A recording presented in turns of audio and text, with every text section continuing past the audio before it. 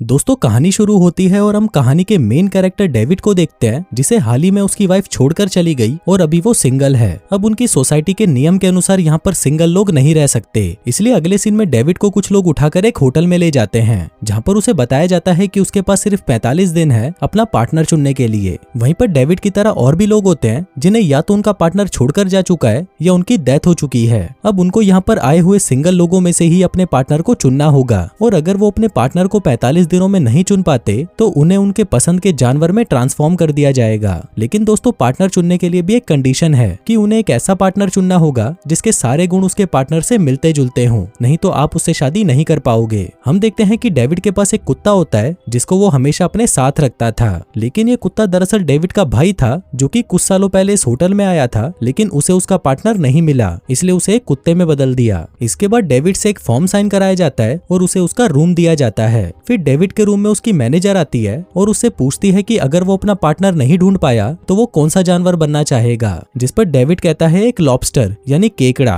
क्योंकि उनका जीवन 100 सालों से भी ज्यादा का होता है और डेविड को समुद्र में रहना भी बहुत पसंद था। इसके बाद मैनेजर उसे होटल में रहने के कुछ रूल्स बताती है, जैसे कि उसे उन्हीं के हिसाब से कपड़े पहनने होंगे और वहाँ पर वो सिर्फ लड़कियों से ही बात कर सकता है। इसके अलावा जब तक वो अपना पार्टनर नहीं चुन लेता वो कोई भी पार्टनर वाला गेम नहीं खेल सकता, और लास्ट और सबसे जरूरी बात कि वो खुद से अपने आप को संतुष्ट नहीं कर सकता। हाँ, पर होटल की नौकरानियों के साथ संबंध बना सकता है, लेकिन यहाँ की नौकरानियां भी काफी चालाक होती हैं। वो सिर्फ उनका सामान सहलाकर ही वहाँ से चली जाती हैं ताकि हवस से भरा हुआ आदमी अपना पूरा जोर लगाकर अपने पार्टनर को ढूंढने लग जाए। फिर अगले सीन में हम डेविड को लंच करते हुए देखते हैं, जहाँ पर वो दो आदमियों से मिलता है जिनका नाम रॉबर्ट और जॉन था, और ये लोग भी डेविड की तरह ही सिंगल थे और यहाँ पर अपना पार्टनर ढूंढने आए थे। फिर कुछ देर तक बातें करने के बाद वो तीनों काफी अच्छे दोस्त बन जाते हैं। इसके बाद हम देखते हैं कि उस होटल से कुछ लोग भाग भी गए थे क्योंकि उन्हें जानवर बनना पसंद नहीं था, और ये जितने भी लोग यहाँ से भागे थे वो पास ही के एक जंगल में ग्रुप बनाकर रह रहे थे। लेकिन इन होटल वालों ने भी एक हंटर्स का ग्रुप बनाकर रखा था, जिसमें कि वहाँ पर जितने भी सिंगल लोग हैं उन्हें भागे हुए लोगों को अपना शिकार बनाना होगा। फिर एक दिन जब डेविड शिकार पर जा रहा था तभी उसके पास एक लड़की बैठी होती है जो उसे पूछती है कि क्या तुम मेरे पार्टनर बनना चाहोगे, क्योंकि मेरे पास बहुत कम टाइम बचा है। लेकिन डेविड को उसमें कोई इंटरेस्ट नहीं था, इसलिए वो उसे मना कर देता है। इस पर वो लड़की कहती है कि अगर मुझे कोई मर्द नहीं मिला तो मैं आत्महत्या कर लूंगी, क्योंकि मुझे कोई भी जानवर में कन्वर्ट नहीं होना। फिर स्विमिंग करते हुए रॉबर्ट जेसिका नाम की एक लड़की को अप्रोच करता है जिसके नाक से हमेशा खून निकलता रहता था, लेकिन रॉबर्ट और उसके बीच कोई सिमिलैरिटी नहीं थी, इसलिए रॉबर्ट भी अपने आप को चोट पहुंचाता है जिससे उसके नाक से भी खून बहने लगता है। अब ये देखकर जेसिका समझती है कि शायद रॉबर्ट को भी उसी के जैसी ही बीमारी है और उन दोनों के पार्टनर बनने के लिए ये सिमिलैरिटी होना काफी है, इसलिए वो दोनों आपस में शादी कर लेते हैं। जिसके बाद या तो रॉबर्ट खुद को चोट पहुंचाता था या तो शर्ट पर केचप या लाल रंग लगाता था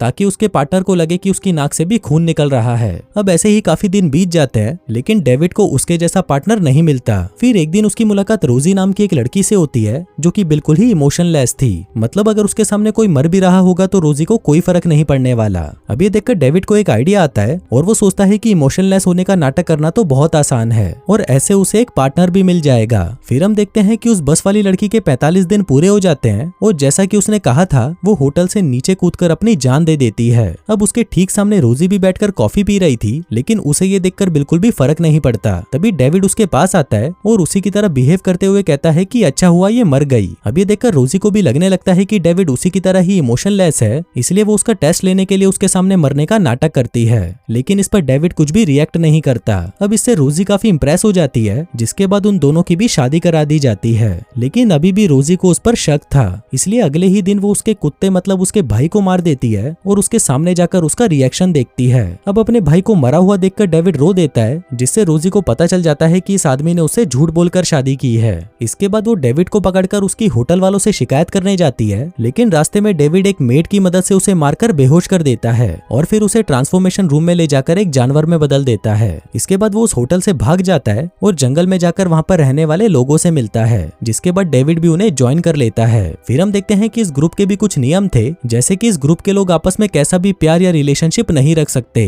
और ऐसा करते हुए अगर कोई पकड़ा गया तो उस मर्द या औरत को मार दिया जाएगा। दरअसल मार्था को प्यार से बहुत नफरत थी और उसे लगता था कि प्यार सिर्फ दिखावा है। और दूसरा नियम यह था कि अगर लड़ाई के दौरान कोई भी साथी ही घायल हो जाता है तो उसे वहीं पर मरने छोड़ दो, क्योंकि अपनी जान बचाना ज्यादा इंपॉर्टेंट है। फिर मार्था डेविड से कहती है कि अगर तुम्हें ग्रुप में रहना है तो तुम्हें ये सारे रूल्स फॉलो करने होंगे, जिस पर डेविड भी राजी हो जाता है। फिर यहाँ पर हमें ये भी पता चलता है कि होटल में जिस मेड ने डेविड की मदद की थी वो भी इस ग्रुप से मिली हुई थी। दरअसल वो भी अपने पति से परेशान होकर उसको छोड़ना चाहती थी, लेकिन फिर वो सिंगल हो जाती और उसे एक पार्टनर चुनना पड़ता। इसलिए वो रोज अपने हस्बैंड को पागल बनाकर यहाँ पर आती थी और मार्था को होटल की सारी जानकारी देती थी। इसके बाद हम डेविड को देखते हैं, जिसकी मुलाकात उस ग्रुप की एक लड़की नताशा से होती है और उसे पता चलता है कि उसकी भी दूर की नजर कमजोर है और ये चीज उन दोनों में कॉमन थी। इसलिए ये देखकर डेविड भी उसके पीछे पागल हो जाता है। इसके बाद हम देखते हैं कि इस ग्रुप के मेंबर्स हफ्ते में एक बार फॉर्मल कपड़े पहनकर हस्बैंड वाइफ बनकर सिटी में जाते हैं और अपनी जरूरत का सामान खरीदते हैं। लेकिन एक दिन एक पुलिस वाले को डेविड पर शक हो जाता है और वो उसे उसका मैरिज सर्टिफिकेट दिखाने को कहता है। तभी नताशा वहाँ पर आ जाती है और पुलिस वाले से कहती है कि मैं इसकी वाइफ हूँ। फिर रात को ये लोग होटल पर अटैक करते हैं, जिसमें वो मेड भी उनकी हेल्प करती है।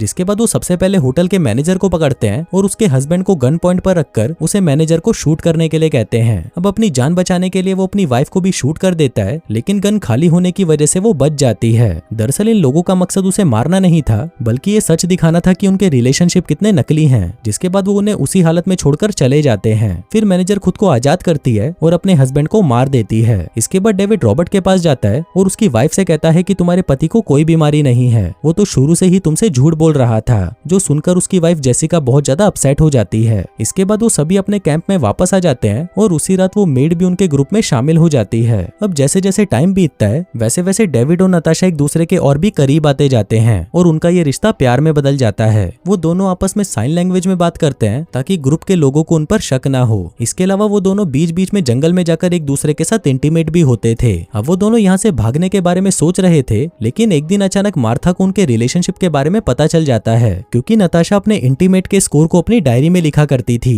और वो डायरी मार्था को मिल जाती है। अब ये देखकर उसे बहुत गुस्सा आता है, मगर वो इसके बारे में उसे कुछ नहीं बताती। फिर एक दिन वो नताशा को डॉक्टर को दिखाने के बहाने हॉस्पिटल ले जाती है। वो उसे कहती है कि इस ऑपरेशन के बाद उसकी आंखें ठीक हो जाएंगी और उसे सब कुछ क्लियर दिखने लगेगा। लेकिन वो पागल डॉक्टर की मदद से उसे अंधी कर देती है ताकि डेविड के साथ उसकी कोई भी सिमिलैरिटी ना रहे। फिर एक दिन नताशा को इसके बारे में पता चल जाता है और वो बौखला जाती है, जिसके बाद वो मार्था के ऊपर हमला कर देती है, पर अंधी होने की वजह से वो मार्था की जगह उस मेड को मार देती है। इसके बाद जब डेविड को इसके बारे में पता चलता है तो वो भी काफी उदास हो जाता है, क्योंकि वो दोनों यहाँ से भागकर सोसाइटी में एक नॉर्मल लाइफ जीना चाहते थे, लेकिन अब ये पॉसिबल नहीं है। फिर गुस्से में डेविड उसे कहता है कि मैं मार्था को मार डालूंगा। जिसके बाद वो मौका देखकर मार्था को दबोच लेता है और उसे बेहोश करके अच्छे से बांधकर एक कब्र में फेंक देता है, जहाँ पर कुछ जंगली कुत्ते आकर उसे खा जाते हैं। जिसके बाद डेविड नताशा को वहाँ से भगाकर ले जाता है। वो दोनों एक रेस्टोरेंट में जाते हैं, जहाँ पर डेविड एक चाकू मंगवाता है, क्योंकि उसे भी अंधा होना था, ताकि उन दोनों के बीच में फिर से सिमिलैरिटी आ जाए। फिर वो बाथरूम जाकर अपनी आंखों में चाकू मारकर अंधा होने की कोशिश करता है, लेकिन वो घबरा जाता है और ऐसा नहीं कर पाता। वहीं पर हम नताशा को देखते हैं, जो कि बाहर बैठकर डेविड का इंतजार कर रही थी। और दोस्तों, इसी के साथ ही ये कहानी यहीं खत्म हो जाती है।